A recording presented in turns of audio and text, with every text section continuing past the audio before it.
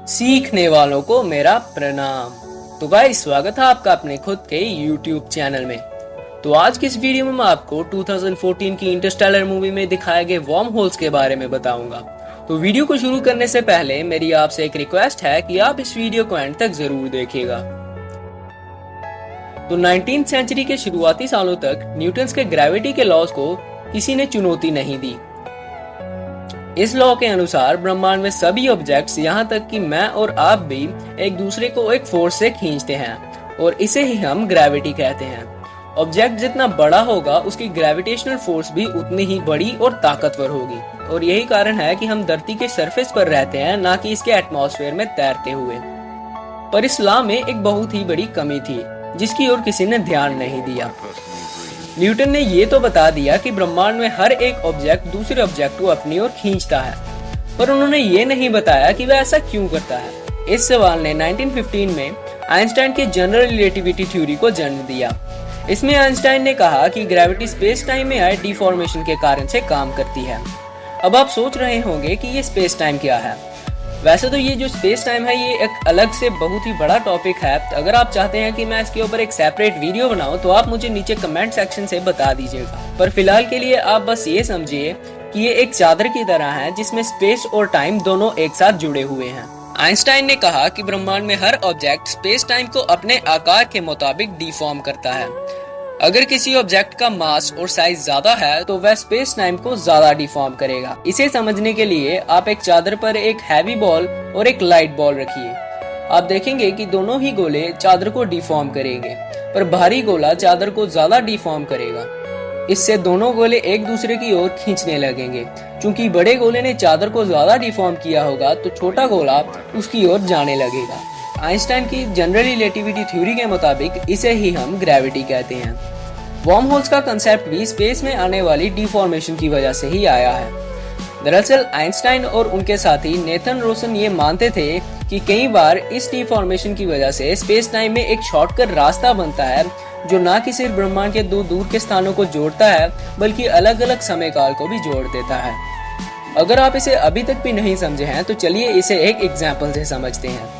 मान लीजिए ए और बी स्पेस टाइम में दो ऐसे स्थान हैं जिनकी दूरी काफी ज्यादा है।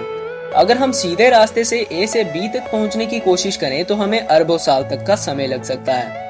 पर अगर हम स्पेस टाइम को ही मोड़ दें और शॉर्टकट रास्ते का इस्तेमाल करें तो हम ए से बी तक लाइट से भी पहले बस कुछ ही समय में पहुंच सकते हैं, और इन्हीं शॉर्टकट रास्तों को हम वर्म होल्स कहते हैं।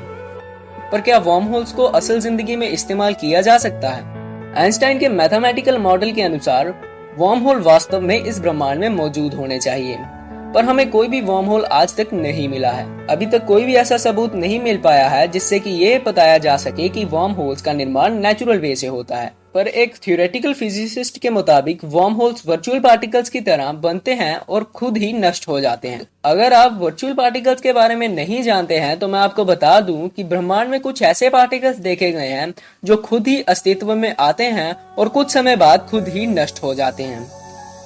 ये कहां से आते हैं, इनका निर्माण कैसे होता है और ये कैसे खुद ही नष्ट हो जाते हैं, इनके बारे में अभी तक कोई भी इंफॉर्मेशन नहीं है। और इन्हीं आश्चर्यजनक पार्टिकल्स को हम वर्चुअल पार्टिकल्स कहते हैं।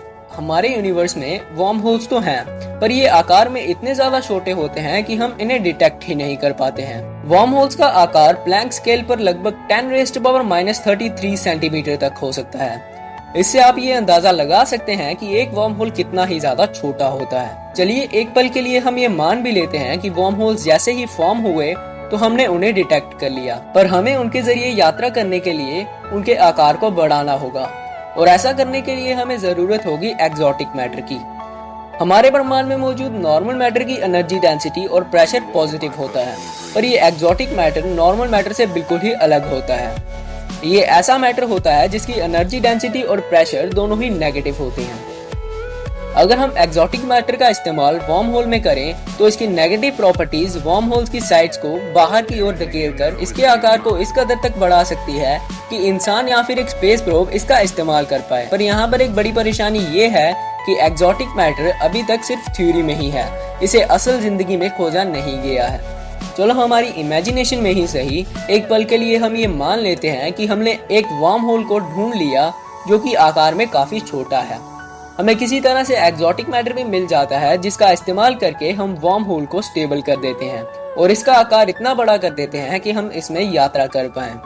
पर एग्जॉटिक मैटर के अलावा कोई भी वस्तु अगर वर्म होल में गई तो वर्म होल नष्ट हो जाएगा और हमारी मृत्यु हो जाएगी।